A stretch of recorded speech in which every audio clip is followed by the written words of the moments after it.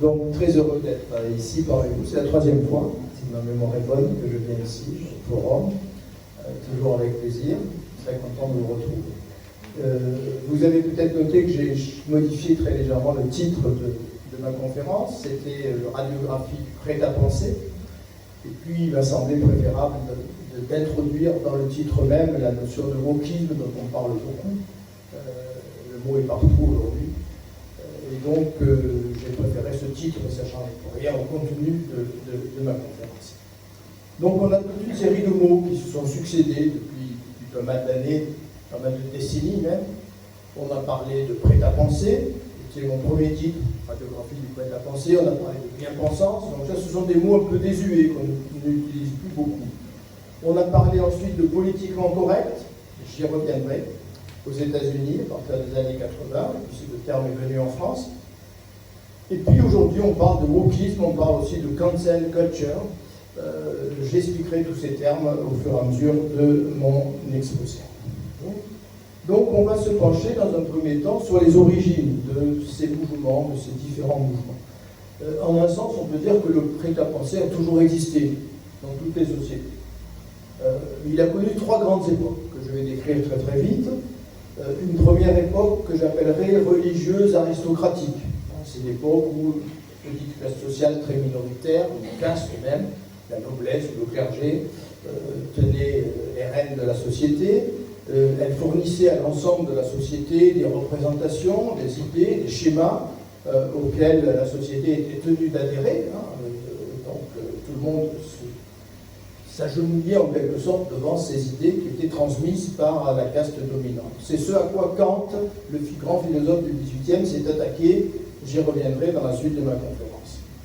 Seconde époque, c'est l'époque que j'appellerais démocratique, à partir du moment où ces élites ont été, sinon éliminées, du moins chassées du pouvoir. On assistait à la naissance donc des républiques et des démocraties.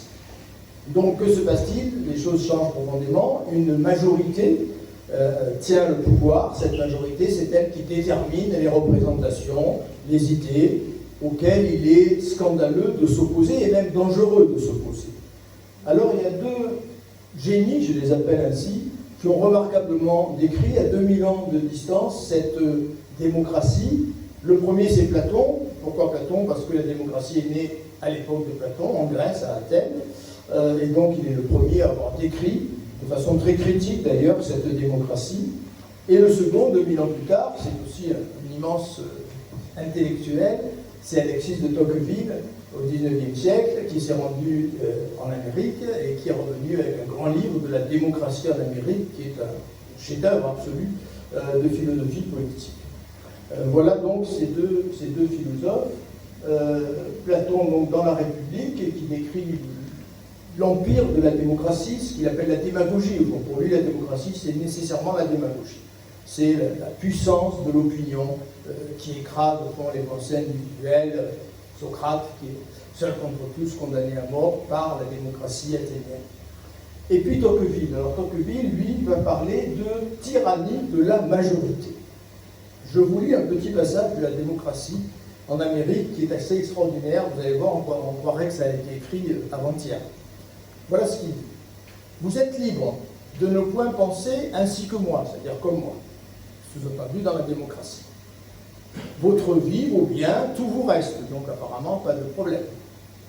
Mais de ce jour, vous êtes un étranger parmi nous.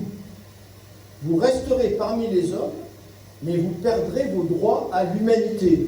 Oui, là c'est ça, vous perdrez carrément vos droits à l'humanité, si vous pensez différemment de la majorité. C'est ce qu'il écrit en revenant d'Amérique, en Europe, au milieu du XIXe siècle.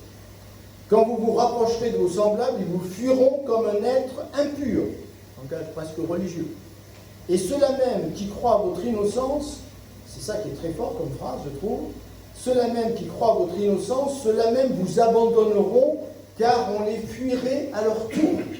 Contagion. Je fuis ceux qui pensent différemment de la majorité, parce qu'on va me fuir moi-même si moi j'approuve ceux qui pensent différemment. Allez en paix, je vous laisse la vie, mais je vous laisse pire que la mort. Je vous laisse la vie, mais je vous laisse perdre. Ce texte de Tocqueville est absolument sidérant. Donc voilà cette deuxième époque démocratique dépeinte en termes assez critiques par Platon, avant notre ère, et par Tocqueville. Et puis une troisième époque, je l'appellerai l'époque médiatique. C'est celle dans laquelle on est entré il y a quelques décennies environ. Qu'est-ce que c'est que cette époque médiatique? Eh bien, il ne s'agit plus du tout de majorité, on revient à une sorte d'aristocratie, une minorité de communicants, c'est comme ça je crois qu'on les appelle aujourd'hui, et c'est le terme qui convient le mieux, une minorité de communicants, les journalistes, quelques intellectuels, quelques universitaires, sont censés exprimer l'opinion majoritaire et en fait manipulent véritablement l'opinion publique. Alors nous étions en France jusqu'à ces dernières années à cheval, je dirais, sur l'époque démocratique et sur l'époque médiatique. Nous avons rejoint, me semble-t-il, ça sera peut-être à discuter après ma conférence, nous avons rejoint, me semble-t-il, les États-Unis dans cette troisième époque qui est l'époque médiatique. Donc vous voyez, en ce sens, il y a toujours eu du prêt-à-penser, du politiquement correct. On va maintenant rentrer dans le vif du sujet. Il nous faut un fil conducteur pour rentrer dans cet immense conglomérat qui s'appelle au fond le prêt-à-penser ou le wokisme. Et le fil conducteur me semble évident, c'est l'idéologie coloniale. Pourquoi? Ben, la réponse est très simple.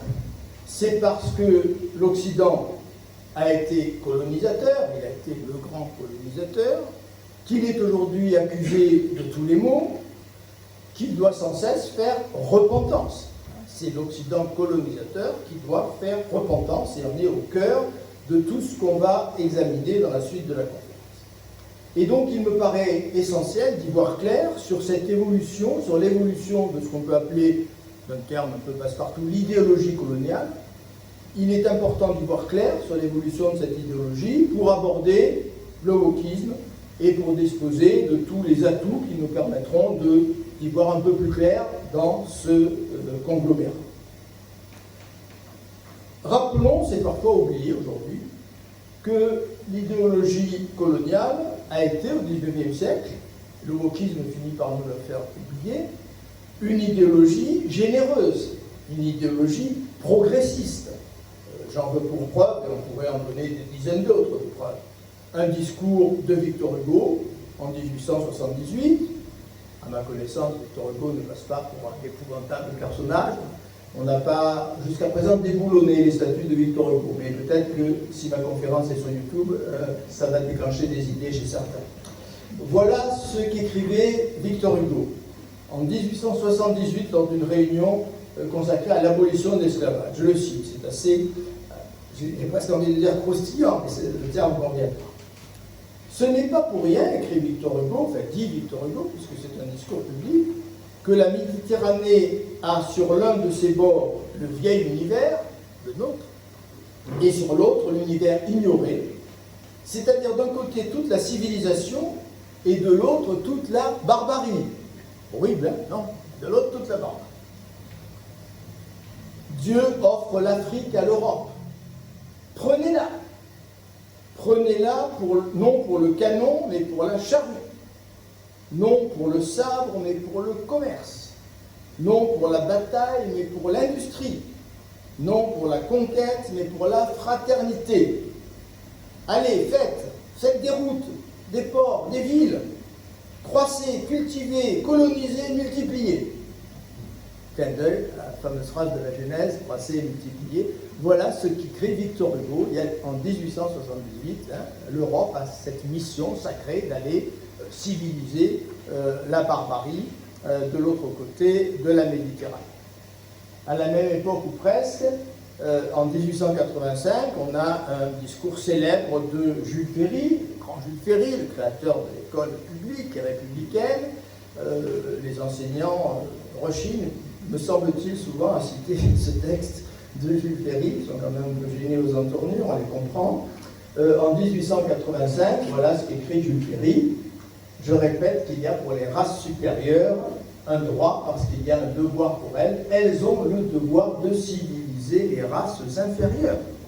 Le terme de race n'était pas choquant à l'époque, mais certains textes comme cela nous choquent aujourd'hui, mais il est écrit, il est prononcé à la tribune de l'Assemblée nationale en 1885 dans un grand discours de Jules Ferry qui n'attire aucun reproche. Alors il y a quelques voix qui s'opposent à cette idéologie coloniale, à cette idée qu'il y a une mission de l'Europe qui est de civiliser, d'éduquer le reste du monde. Il y a quelques voix qui s'élèvent à gauche, comme on dirait aujourd'hui. Il y a la voix de Clémenceau, qui n'est pas d'accord avec cette vision. Il y a la voix de Jean Jaurès, qui a eu des idées avant-gardistes sur bien des points.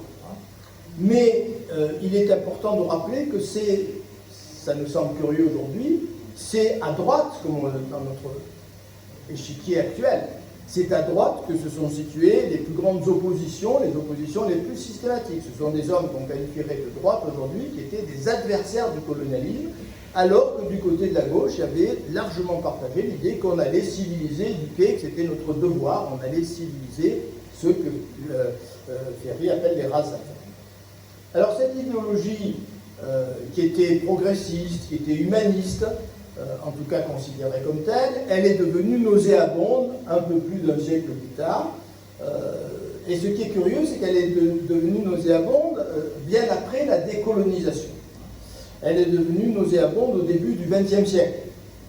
C'est au début des années 2000, c'est en particulier sous le gouvernement Jospin, que le fameux discours sur la repentance a pris son essor. Il est devenu impératif que l'Occident fasse repentance sur tout ce qu'il a commis sur les autres peuples, qu'il demande pardon d'avoir été colonialiste. Christiane Taubira a joué un rôle majeur dans ce discours moralisateur qui consiste au fond à réécrire d'une certaine manière l'histoire de la colonisation, d'accabler l'Occident tout entier, et la France en particulier, pour tout ce qu'elle a commis.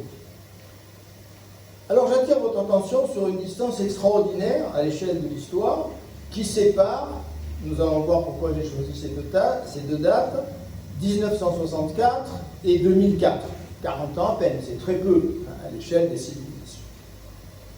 1964, Fernand Braudel, l'immense historien que tout le monde connaît, écrit Grammaire des civilisations.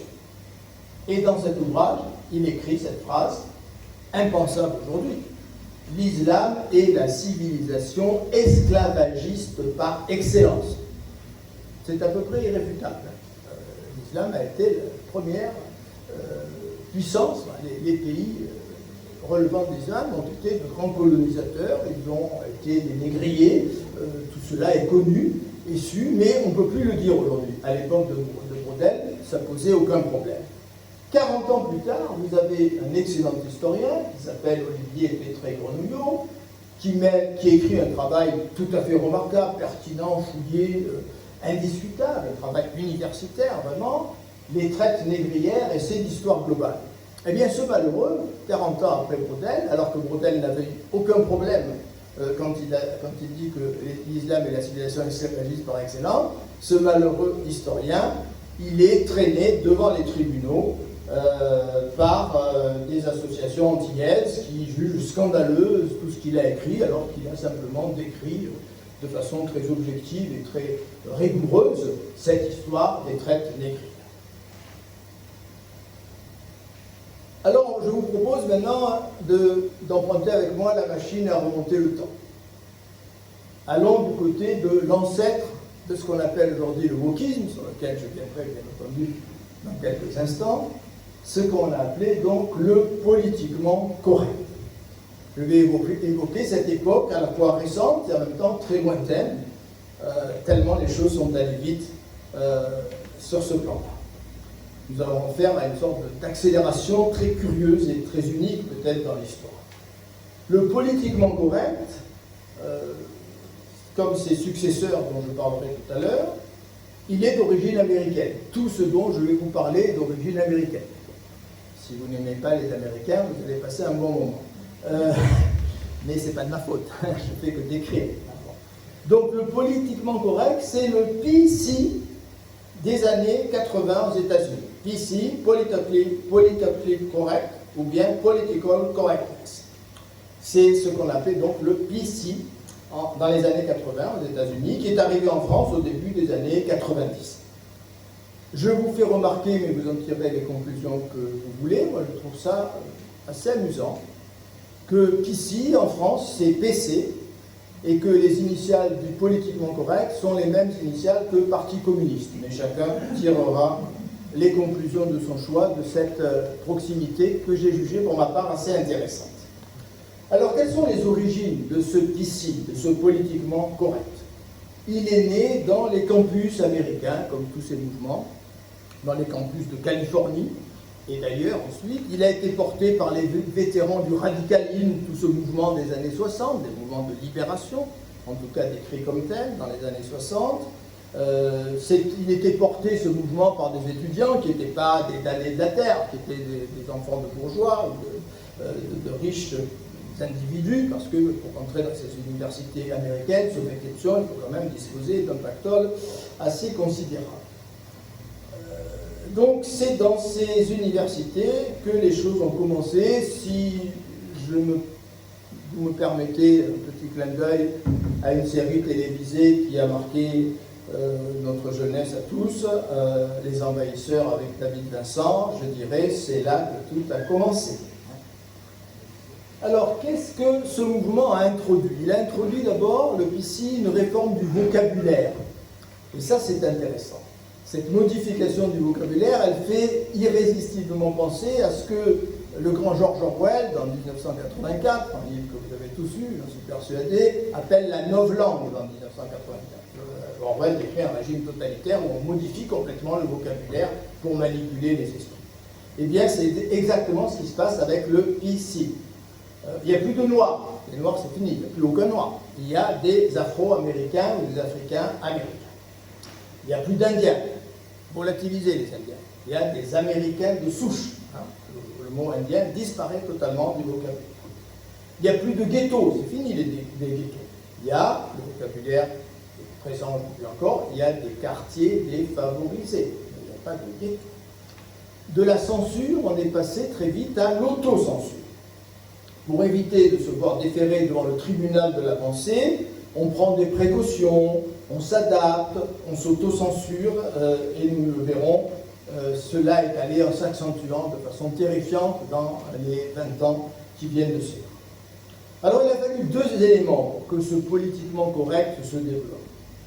Le premier élément, ça a été la perte de légitimité d'une partie de la gauche américaine après l'effondrement du communisme.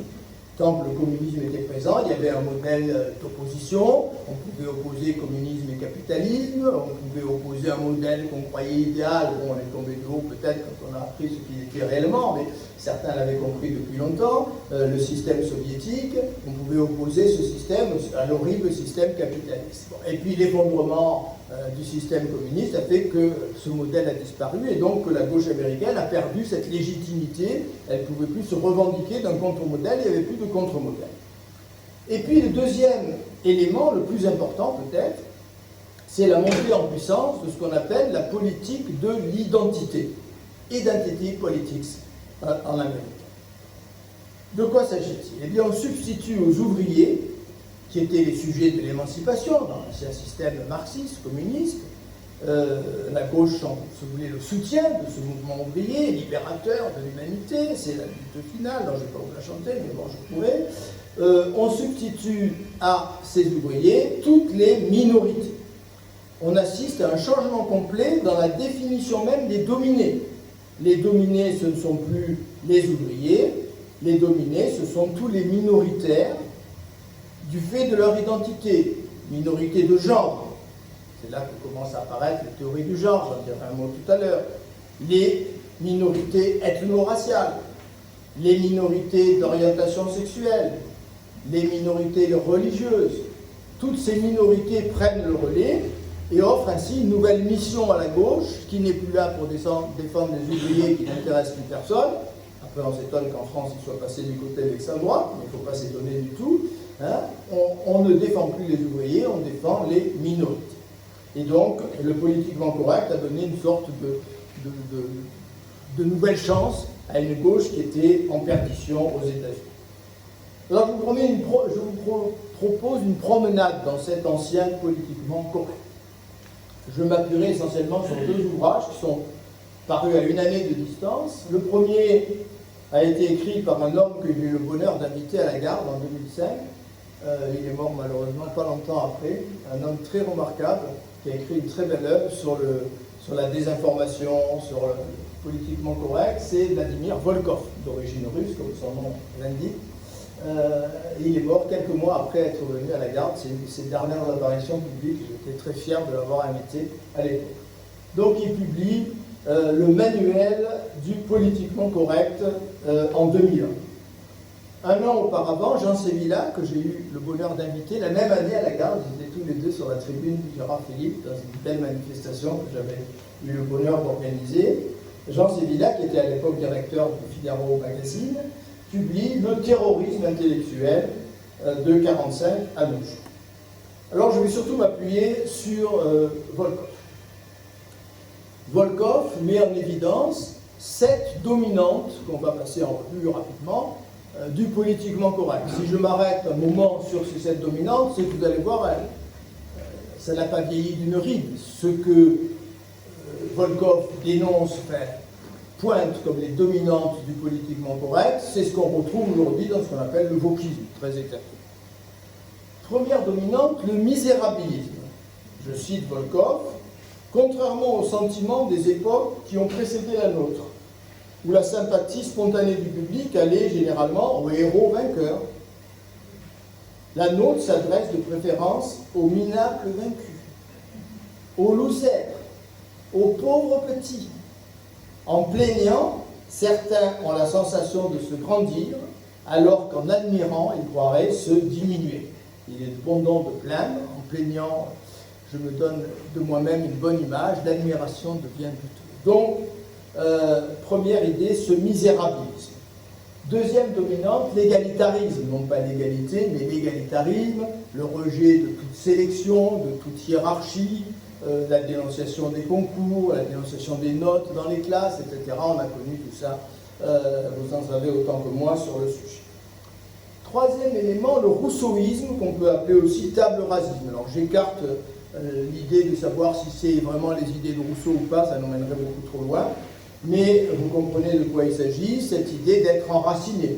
Je cite encore Volkov, d'être enraciné dans une famille, dans une nation, dans une civilisation que l'on n'a pas choisie, et pousser la bassesse jusqu'à les assumer, les revendiquer, les faire siennes, et donc devenir le leur, rien n'est plus répugnant.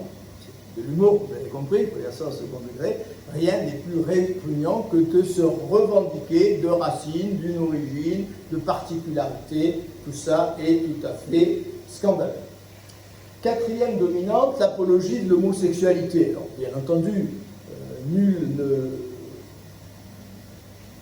disconvient que le fait d'être sorti d'une condamnation assez scandaleuse de cette forme de sexualité, de la façon dont les homosexuels étaient traités, a été un progrès de civilisation. Bon, il ne s'agit pas de le contester.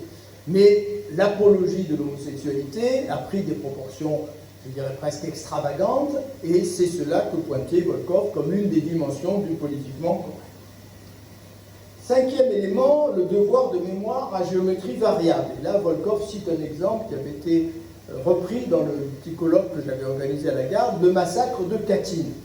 Que dit Volkov? Il dit, tant qu'on a cru que, vous savez ce que c'est Katyn, c'est le massacre de milliers d'officiers polonais, plusieurs milliers, 4 ou 5 000, je crois, si ma mémoire est bonne, dans la forêt de Katyn, pendant la Seconde Guerre mondiale.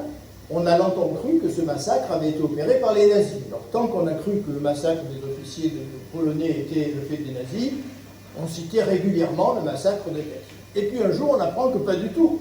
C'est les soviétiques de Staline qui ont exécuté les officiers polonais. De ce jour-là, il devient presque scandaleux de rappeler le massacre de Katyn. Et j'avais inventé une remarquable universitaire qui s'appelait Alexandra Viato, d'origine polonaise, précisément très attachée à ça, qui nous avait fait une remarquable conférence sur le sujet. Sixième dominante, le rejet de toute idée de culpabilité. Alors là, je vous lis le petit passage, je le trouve absolument délicieux, si j'ose dire. Hein. Le mot n'est pas choisi, mais enfin, vous allez voir. Si vous égorgez une vieille dame, je ne sais pas si ça vous a déjà traversé l'esprit, mais enfin, on peut imaginer. Il y a de fortes chances pour que quelqu'un d'autre que vous soit le coupable. Le couteau. Couteau quand même, hein. L'institutrice. qui vous a donné une claque il y a 40 ans. Scandaleux. Le médecin qui vous a humilié au conseil de révision. Il n'y a plus de conseil de révision, mais quand même, vous pouvez imaginer. La vieille dame elle-même, qui avait fermé sa porte à double tour, si bien que vous avez été obligé de casser la vitre pour procéder à l'expropriation projetée, ce qui vous a mis en colère, hein, on comprend quand même. Hein. Bon, trouver aujourd'hui autrui coupable de quoi que ce soit est fasciste. Texte absolument remarquable. Et enfin, septième et dernier pilier, le babacoulisme, hein, le fameux babacoul des années 60, et Volkov prend pour exemple les drogues douces. La drogue, dit-il, devient politiquement correcte quand elle permet de prendre position contre les mesures répressives, de s'apitoyer sur le sort des drogués considérés uniquement comme des victimes de la société. Alors si j'esquisse une psychologie du politiquement correct, je vais m'appuyer sur un texte qui est vieux de 2 siècles, un philosophe que j'ai cité brièvement au tout début de ma conférence, qui est Emmanuel Kant, au XVIIIe siècle. Vers la fin du XVIIIe siècle, Kant écrit un petit texte absolument remarquable dont je vous conseille la lecture, c'est vite lu, c'est une dizaine de pages, qui s'appelle « Qu'est-ce que les Lumières ?» Réponse à la question « Qu'est-ce que c'est Lumière ?» 1784. Que me dit Kant? Je lis les quelques lignes qui nous présentent la synthèse de ce qu'il dit dans ce texte. Qu'est-ce que les Lumières? Réponse de Kant, la sortie de l'homme de sa minorité dont il est lui-même responsable. La paresse et la lâcheté sont les causes qui expliquent qu'un si grand nombre d'hommes restent volontiers leur vie durant mineurs. Donc on comprend ce que veut dire Kant. Le mineur, c'est celui qui refuse d'essayer de penser par lui-même, de se faire une idée propre. C'est celui qui adapte les idées qu'une élite ou une soi-disant élite lui impose. La paresse et la lâcheté. La paresse en premier lieu. Pourquoi? C'est difficile de se faire une idée, de s'informer, d'aller rechercher. Donc si on me donne du prêt-à-penser, je reprends cette expression qui était dans le premier titre de ma conférence, c'est très confortable, je n'ai pas à travailler, c'est très confortable. Et deuxièmement, la lâcheté. Si effectivement quelqu'un a pensé pour moi, et si j'accomplis un acte qui est fonction de cette pensée que j'ai adoptée, que j'ai fait mienne, et qu'on me punit ou qu'on me dénonce pour avoir accompli cet acte, je dirais que c'est pas moi. C'est pas moi, j'y suis pour rien. C'est monsieur un tel, ou telle obédience, ou tel courant qui m'a amené à penser cela et j'ai accompli cet acte. Donc je suis irresponsable puisque j'agis suivant des idées qui ne sont pas les miennes propres, qui ne sont pas le fruit de ma réflexion et de mon travail, qui m'ont été quasiment imposées, puisque je suis lâche, hein, et je dis qu'elles m'ont été imposées par d'autres individus. Alors à la paresse et la lâcheté, j'ajouterai un troisième élément, aux 2 éléments de Kant, qui est l'amour-propre. Le politiquement correct, il permet d'avoir en toute occasion une idée toute prête, prête à penser, une idée toute prête, de ne jamais rester sans opinion. Je pense que vous avez tous vu ces séquences assez extraordinaires, des caméras cachées, où on interroge dans la rue des individus sur des questions très compliquées, hein, la physique quantique ou l'astrophysique, ils ont tous une réponse. Il n'y a jamais personne qui dit « Oh, moi je ne comprends rien ». Non, non, ils ont une réponse. Hein. Débile, mais ils ont une réponse. Hein. Bon. Le prêt-à-penser me permet de rester fier en toute occasion. J'ai une réponse, on m'a donné une réponse, je fournis la réponse qu'on m'a donnée. Donc voilà, très rapidement, la psychologie de ce politiquement correct. Alors il est grand temps d'en venir au wokisme lui-même et à la cancel culture. En quelques années, le politiquement correct a disparu, enfin en tout cas la dénomination a disparu et a été remplacé aux États-Unis et puis ensuite en Europe un peu plus tard par 2 courants très puissants sur les campus américains, puis dans toute la société américaine et à présent dans toute l'Europe, le wokisme et la cancel culture. Alors, il est important d'avoir un peu de vocabulaire pour s'en sortir dans ce domaine, dans ce que j'ai appelé un conglomérat. Je vais définir rapidement quelques termes que vous entendez régulièrement dans la presse ou à la télévision ou sur les radios. Le wokisme, tout d'abord, ça vient de l'anglais to wake, qui veut dire éveillé. Le terme est récent, il est apparu il y a moins de 10 ans, en 2014 aux États-Unis. Et puis on l'avait un peu oublié pendant quelques années, il a ressurgi au moment du fameux mouvement Black Lives Matter. Vous vous souvenez de ce mouvement suite à la mort d'un noir américain tué par la police, ça a déclenché des émeutes aux États-Unis et dans le monde entier. Donc ce mouvement Black Lives Matter a fait ressurgir la notion de wokisme et le mot wokisme comme un slogan pour nous encourager à la vigilance contre la discrimination raciale et contre toutes les discriminations, contre la communauté LGBT, contre les femmes, contre les immigrés, etc. etc. Le wokisme est un mouvement qu'on peut qualifier de gauche, avec des guillemets, parce que l'immense majorité des communicants aux États-Unis, mais ça reste vrai en France aussi, est issue des rangs de la gauche et de l'ultra-gauche de la fin des années 60 aux États-Unis. Deuxième terme, la cancel culture. Cancel culture, c'est la culture de l'annulation. Si de temps en temps vous naviguez sur Internet, vous avez souvent des mots américains. Si vous voulez annuler un billet à l'avion, on vous dit cancel, il ne faut pas se tromper. Si vous appuyez par mégarde sur cancel, il n'y a plus de billet d'avion. Cancel, c'est annulation. Bien. Ou bien on emploie aussi call out culture, culture de la dénonciation. C'est une pratique qui est née aux États-Unis, là encore, qui consiste à dénoncer publiquement, afin de les ostraciser, des individus ou des groupes qui sont censés mal penser. Donc la cancel culture, j'y reviendrai, est quelque chose d'assez terrifiant, d'assez totalitaire en réalité. Le décolonialisme, alors ça c'est un peu plus précis, ce qu'on appelait les études décoloniales, ce sont des études qui sont issues de l'anthropologie, de la sociologie, de l'histoire, dans les universités américaines au départ, aujourd'hui c'est en France, en Europe.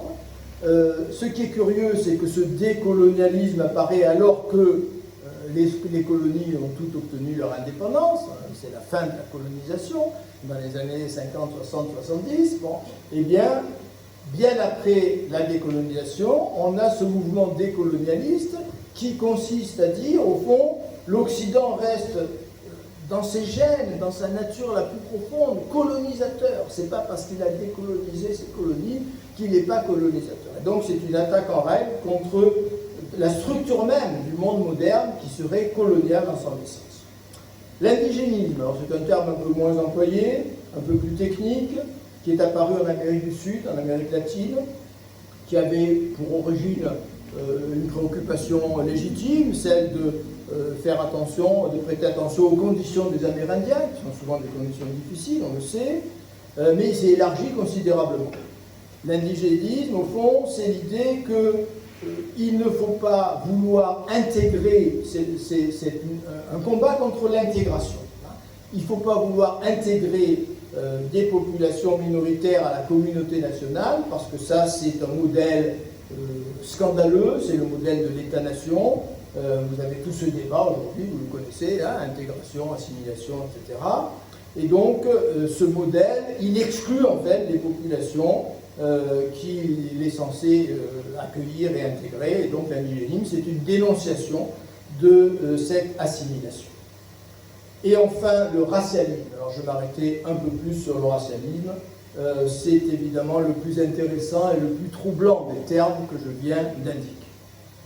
Et pour vous expliquer ce qu'est le racialisme, je m'appuie sur un ouvrage remarquable d'un sociologue lui-même remarquable, que j'ai la chance d'avoir pour ami, c'est Pierre-André Taguieff.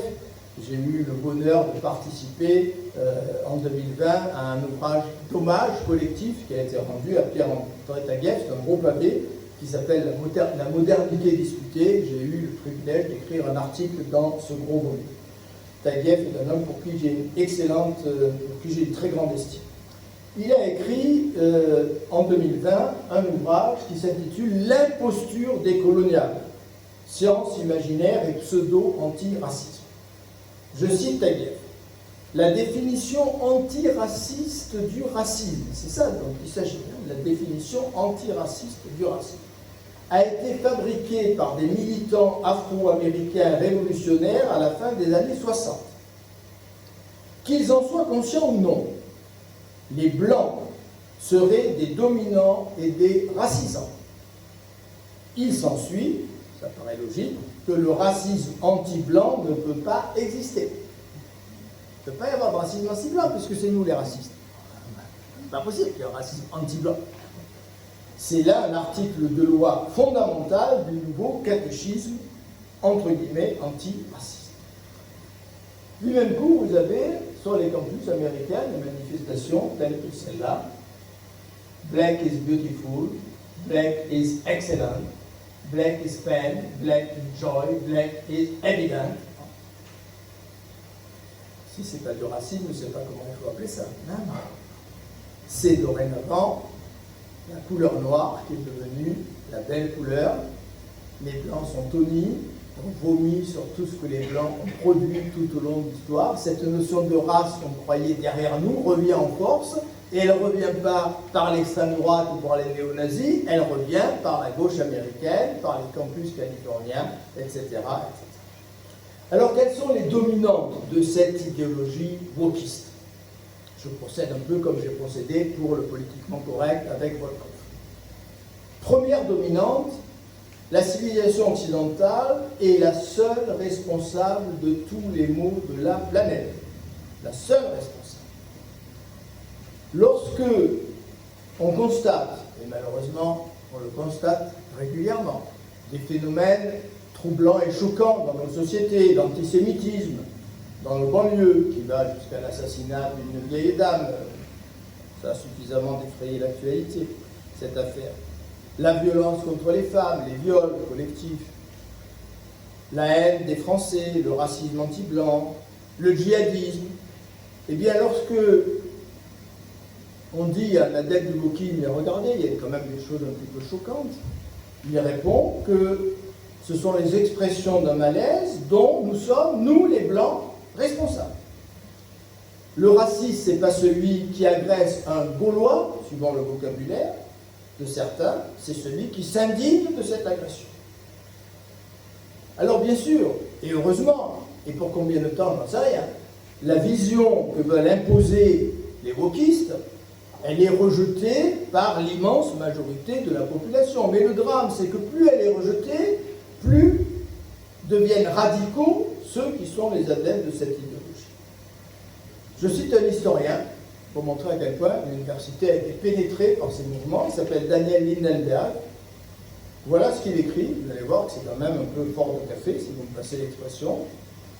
L'époque est dangereuse, non pas à cause des crimes de Daesh et des aléas des migrations, mais à cause de leur instrumentalisation par la droite.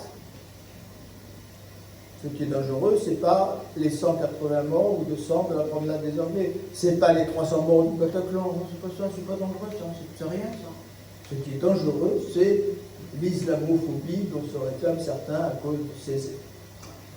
On passe par pertes et fracas, les drames du djihadisme et du terrorisme musulman, pour dénoncer la façon dont certains se servent de ces événements. Alors peut-être qu'on a raison de dénoncer ça, mais de là à réduire le phénomène de cette façon, c'est un petit peu choquant. Toujours dans l'imposture décoloniale, voilà ce qu'écrit Taguieff, les Blancs doivent se faire pardonner d'être blancs par des conduites de repentance. Donc ce mouvement a pénétré les universités. C'est aussi une façon, dit Taguieff, et il sait de quoi il parle, il est chercheur et directeur de recherche au CNRS, il a passé sa vie au sein de l'université française. C'est aussi une façon de faire carrière, parce qu'aujourd'hui, si vous n'adoptez pas ces thèses et cette idéologie, vous avez très peu de chances de franchir les grades au sein de l'université française. Donc, première dominante, c'est la civilisation occidentale, et elle seule qui est la cause de tous les maux de la planète. Sans elle, nous vivrions au paradis. Deuxième dominante, la haine de soi.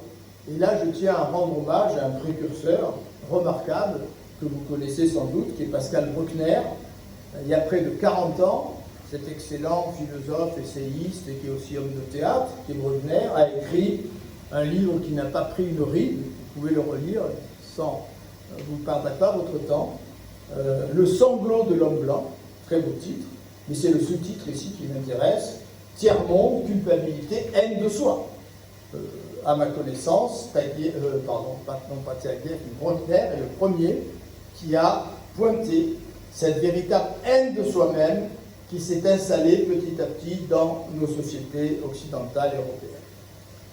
Le wokisme, la cancel culture n'ont de cesse de cracher sur ce qui est occidental et blanc, de traquer toutes les manifestations de cette culture qui est née en Europe, qui est supposée responsable de tous les maux de la planète. Alors il est temps de passer à quelques exemples. Premier exemple, l'appel à éliminer l'étude du grec et du latin. Je suis particulièrement sensible à cela.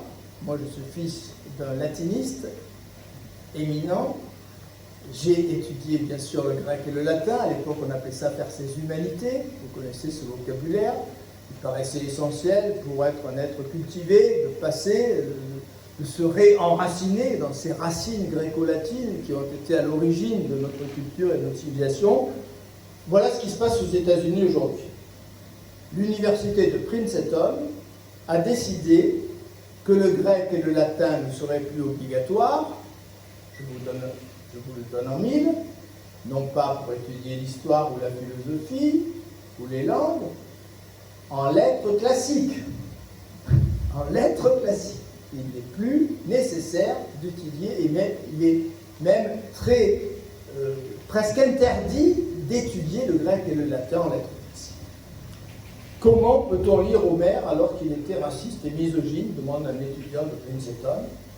Et une professeure de lettres classiques de Princeton accuse son propre enseignement de perpétuer une culture blanche qui veut tout éradiquer autour d'elle.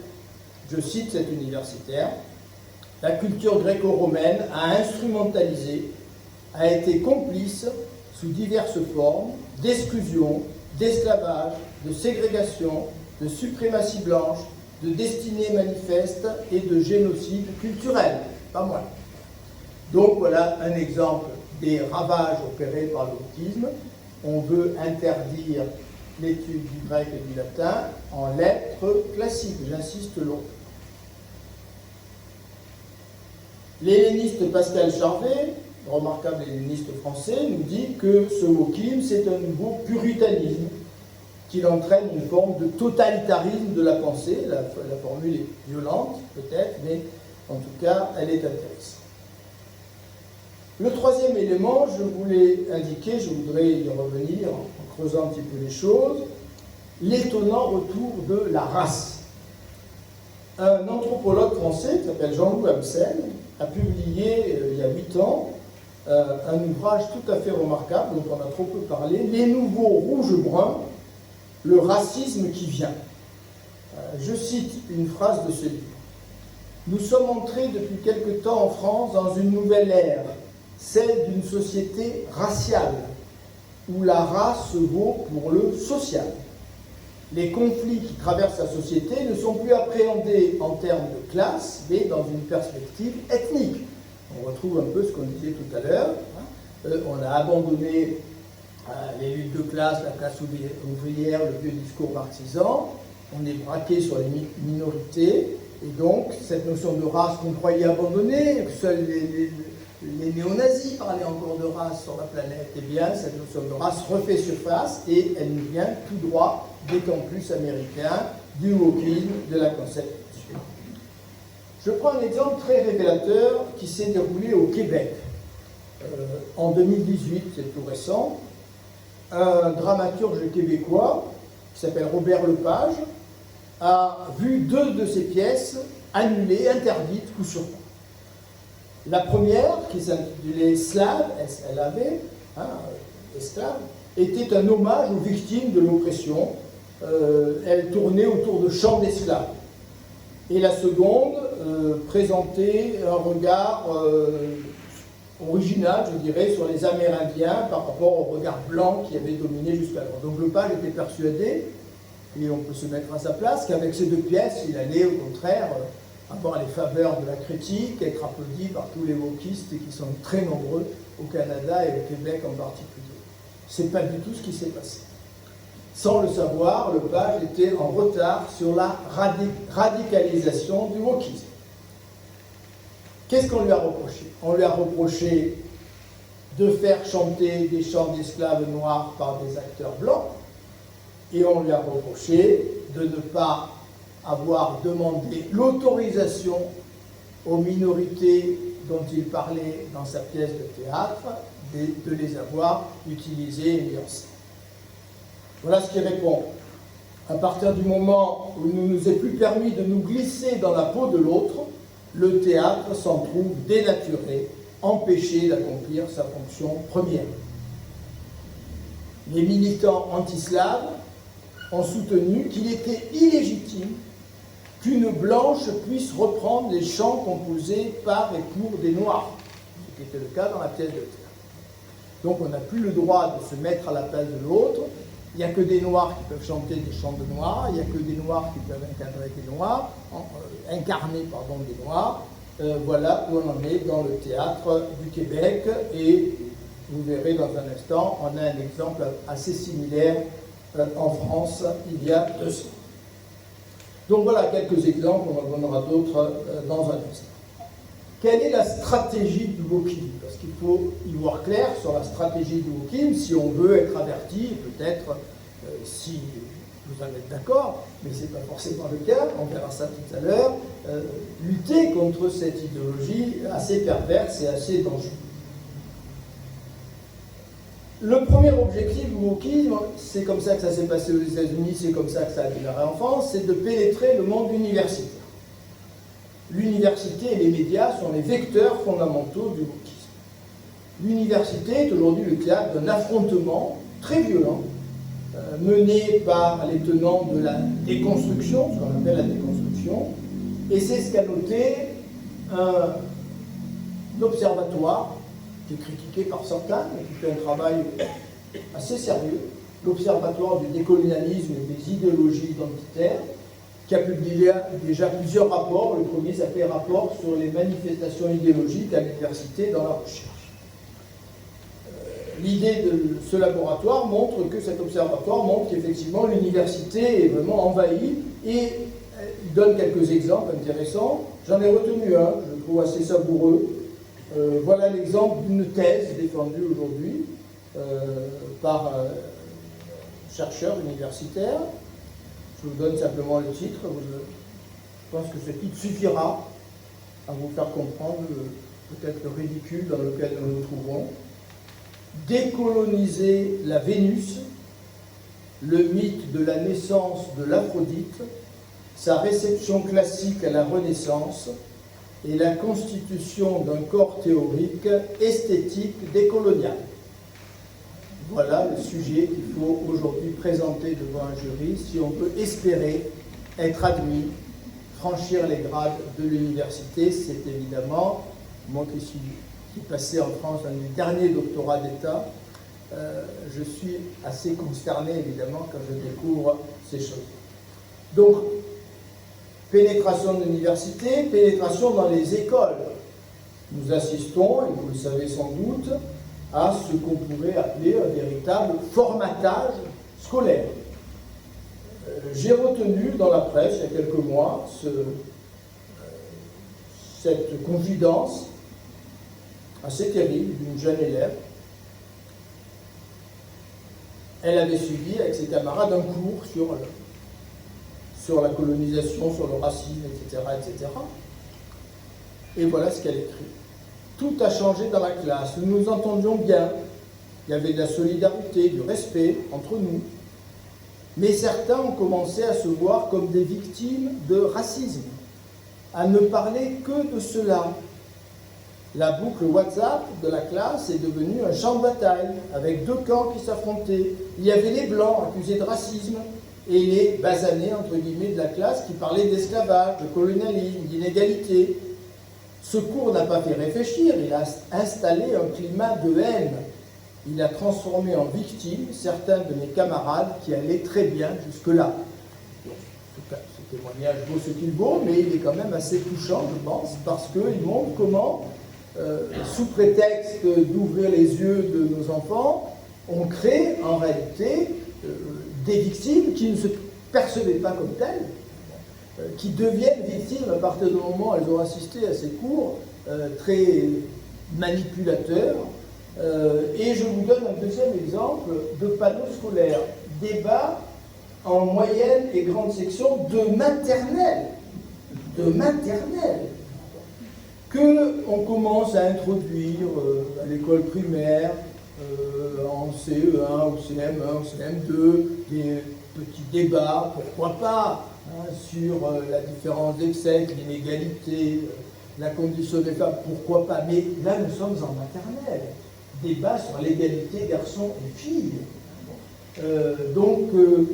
Voilà ce qui se passe au fond dans nos écoles maternelles. Je considère personnellement qu'il s'agit d'une véritable manipulation, d'un véritable formatage de nos enfants, et on en voit les conséquences quelques années plus tard. Donc je crois qu'on a là quelque chose qui est quand même extrêmement inquiétant, mais je vous rassurerai en fin de parcours, hein, que vous voyez très inquiet, j'introduirai un élément d'optimisme. Alors, formatage également dans les instituts de formation des maîtres, parce qu'il est certain que ces maîtres qui font ces cours dans les maternelles, ils ont été eux-mêmes formés dans les instituts où on les a eux-mêmes formatés. Hein. On formate des gens qui formatent à leur tour. C'est un signe. Le grand danger, nous dit le rapport de l'Observatoire dont je parlais tout à l'heure, c'est l'effacement des disciplines traditionnelles, celles qu'on a connues. On allait en université pour étudier la philosophie, le latin, le grec, l'histoire. Eh bien, ces disciplines sont en train de disparaître au profit de ce qu'on appelle les studies aux États-Unis, les gender studies, la théorie des genres.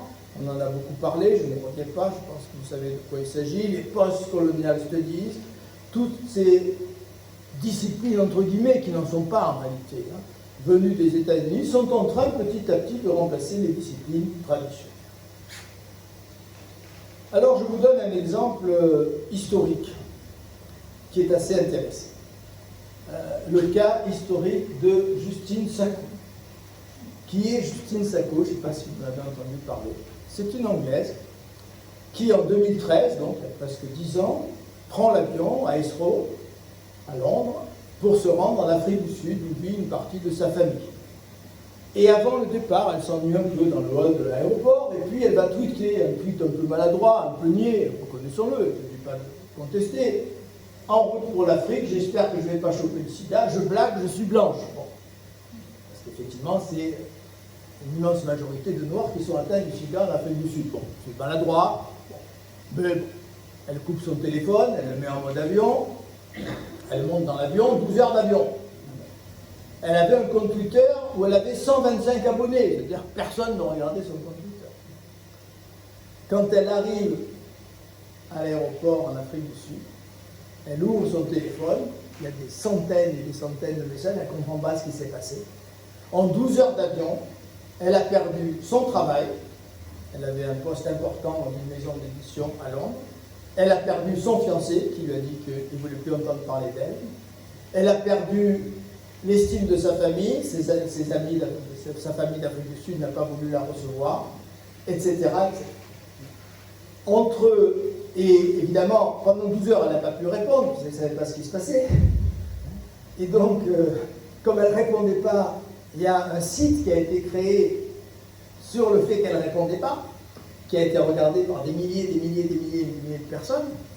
Et entre sa descente de l'avion le 20 décembre et le 31 décembre 2013, il y a 1 200 000 personnes qui ont cliqué le nom de Justine Sacco sur Google. 1 200 000. Alors les choses se sont un peu arrangées avec les années. Google s'est excusé auprès d'elle. Bon, en fait, cette pauvre malheureuse a eu sa vie détruite, hein, par un malheureux tweet.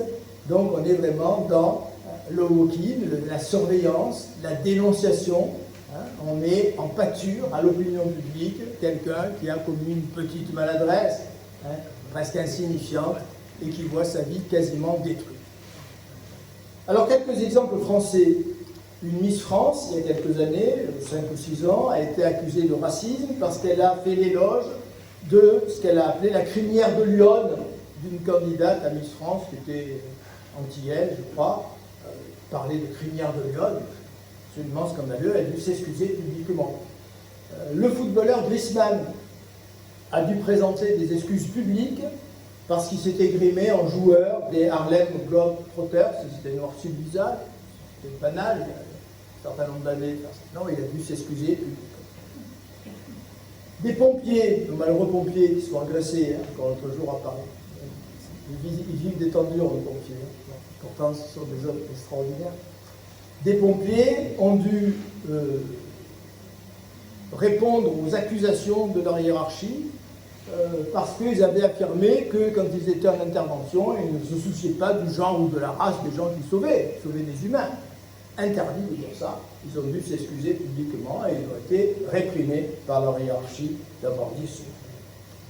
Autre exemple théâtral français, cette fois, on a parlé de l'exemple théâtral québécois.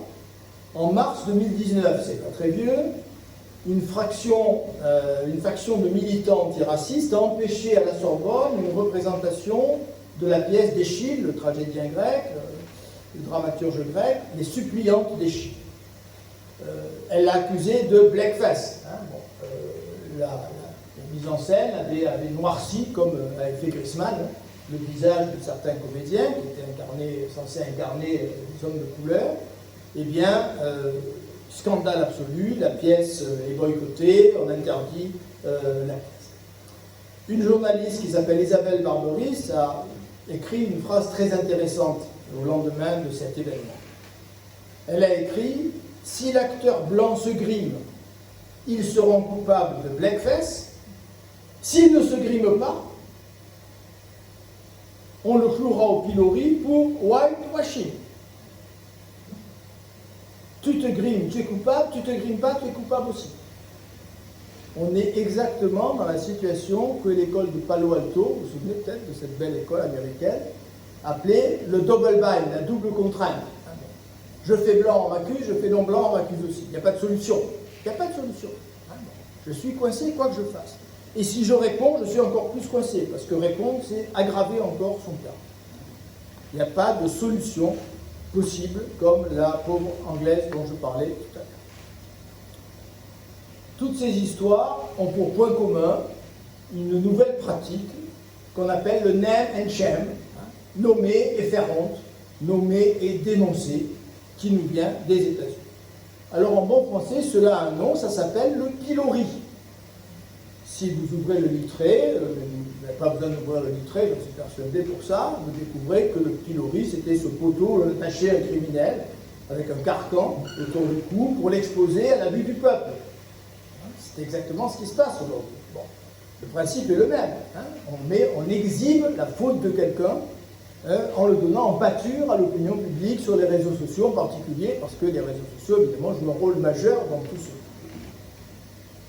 Mais il y a une différence, qu'on le veuille ou non. Ceux qui avaient été cloués au pilori, ils avaient eu un procès. Bon, est-ce que c'était un procès équitable? Je ne m'aventurerai pas jusque-là, mais ils avaient eu un procès. Ils avaient eu le droit de se défendre. Aujourd'hui, quelqu'un qui est cloué au pilori par le wokisme ou la cancel culture n'a absolument pas droit à la parole. Bon. Il doit se taire. S'il répond, il est encore plus coupable. S'il ne répond pas, son silence sera interprété comme un aveu de culpabilité. On est exactement dans le même double bind, dans la double contrainte que j'évoquais tout à l'heure. Alors j'ai terminé mon parcours et mon exploration, ma radiographie. Je voudrais, pour conclure, vous montrer que le wokisme, c'est pour moi, qui ai passé ma vie à étudier Nietzsche, c'est pour moi le nihilisme à son apogée. Je dirai un mot dans quelques instants sur le nihilisme. On peut, d'une certaine manière, faire remonter le wokisme aux méthodes communistes de l'après-guerre. C'est un peu la même technique, très manichéenne. Et là, je me sers de Jean Sévilla, que j'avais introduit sans le citer en début de ma conférence. Je cite le terrorisme intellectuel de Sévilla. Le terrorisme intellectuel est un système totalitaire. Le procédé reste le même que celui que maniaient très bien d'ailleurs, efficacement les communistes dans l'après-guerre. Il consiste à imprimer dans l'imaginaire du pays un archétype du mal. Depuis la guerre, cette funeste figure a été incarnée par le fasciste, le capitaliste, l'impérialiste, le colonialiste, le xénophobe, le raciste, le partisan de l'ordre moral, etc., etc. Pas question de convaincre, il s'agit d'intimider, de culpabiliser, de disqualifier. On n'est pas dans un discours argumenté, On est dans une dénonciation brutale qui interdit la réponse de l'individu dénoncé. Je voudrais citer également un journaliste que vous entendez peut-être comme moi le matin sur Europe 1, j'ai un grand bonheur à l'entendre. Il nous vient du Québec, il s'est installé à Paris il y a 2 ans, vous le voyez sur CNews également. C'est quelqu'un de très très brillant avec un délicieux petit accent québécois. Voilà ce qu'il écrivait en 2020 dans le journal de Montréal quand il était encore installé à Montréal. On le voit depuis quelques années, les campus universitaires sont frappés par une sorte d'hystérie idéologique. C'est la culture woke. Alors, pour éviter toute tentative de diffamation, on développe un réflexe d'autocensure. Nous retrouvons cette autocensure dont nous avons parlé tout à l'heure. Pire, certains en viennent à dire le contraire de ce qu'ils pensent. Devant la moindre agression des woke sur les médias sociaux, ils sont nombreux à se coucher.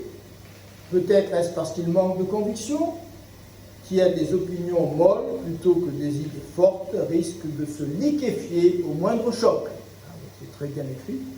Je vous recommande un excellent ouvrage, tout récent, 2021, de même Mathieu Bocoté, que j'ai lu avec grand bonheur, qui s'appelle « La révolution racialiste et autres virus idéologiques ».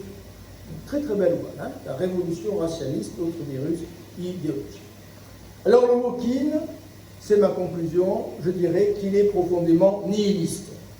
Le nihilisme, c'est une notion apparue à la fin du XIXe siècle, c'est une notion qui a été popularisée par Nietzsche, qui l'a remarquablement analysée, et je n'ai pas le temps, bien évidemment, de vous faire un long exposé sur le nihilisme, je me contente d'une formule du Zarathustra de Nietzsche. Au tout début du Zarathustra, on a ces formules.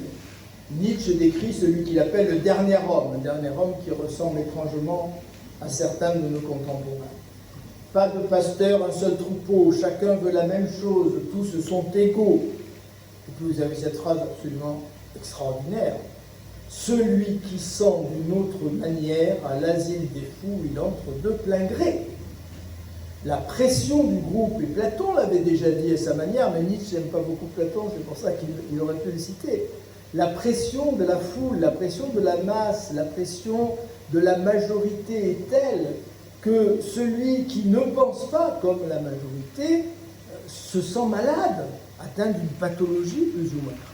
Alors comment sortir du wokisme? Parce que je ne voudrais pas terminer cette conférence sans vous donner quelques notes d'espoir. Nous assistons, et ce n'était pas le cas quand j'ai prononcé une conférence un peu analogue au Pradé, auquel mon cher ami m'a fait l'honneur d'assister, je n'avais pas pu introduire ces éléments dans ma conférence au Pradé. Nous assistons depuis bientôt 1 an, pas tout à fait, au début d'une réaction, il était quand même grand temps, contre cette dérive idéologique. D'abord aux États-Unis. Je vous cite la première page d'un article du Point, très intéressant, qui fait 4 pages, si vous pouvez vous le procurer, vous ne perdrez pas votre temps. C'est le Point du 23 décembre dernier, 2021. Front anti-woke à l'école.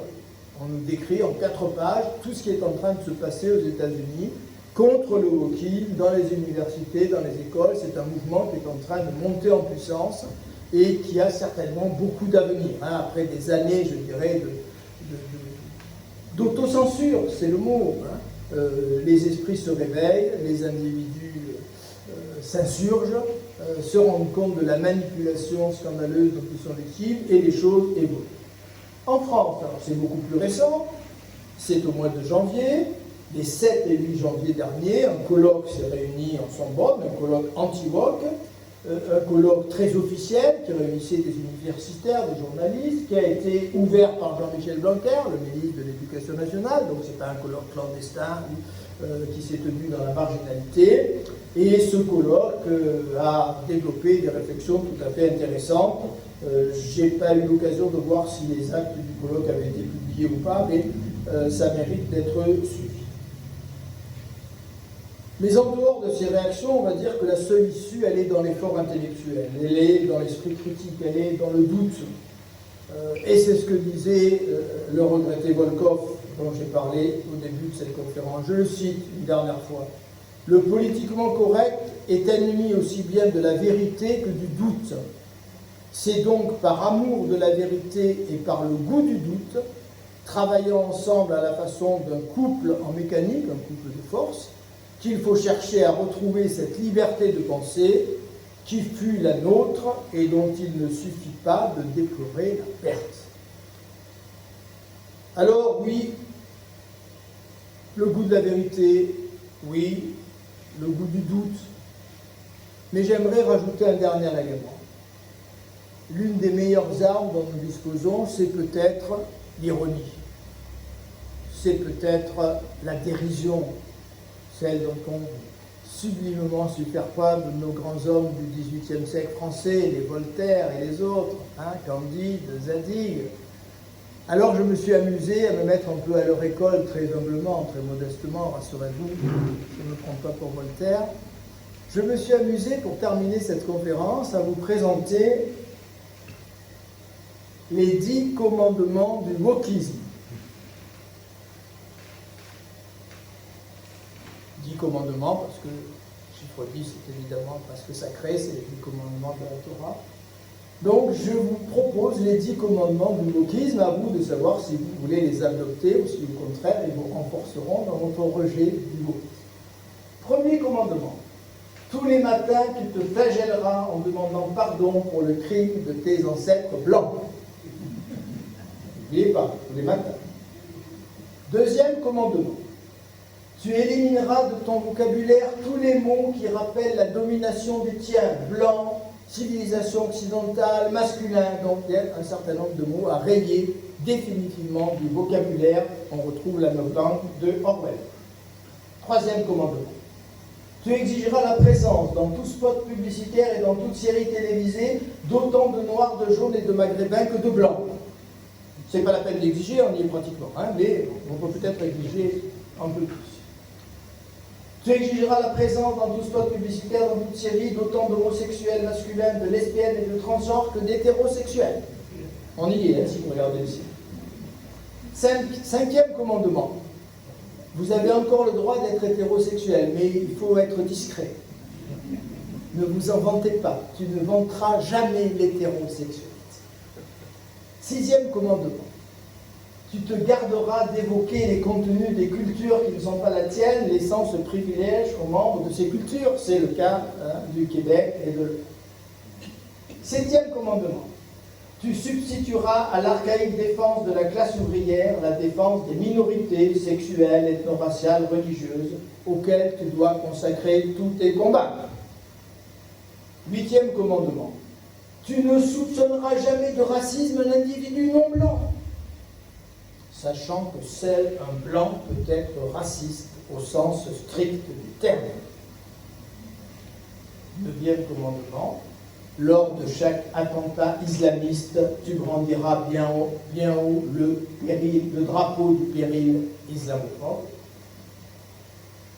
Dixième et dernier commandement: tu t'acharneras sur les réseaux sociaux contre tous ceux qui oublieront, si peu que ce soit, de pourfendre la blanchité, la binarité, les deux sexes, et l'idéologie hétéro-patriarcale. Voilà, je laisse ces commandements à l'écran pour que vous puissiez encore un petit peu sourire au terme d'une conférence qui n'était pas très joyeuse, mais qui voulait décrire quelque chose d'assez redoutable et contre lequel nous devons être alertés. Merci de m'avoir écouté avec autant d'attention.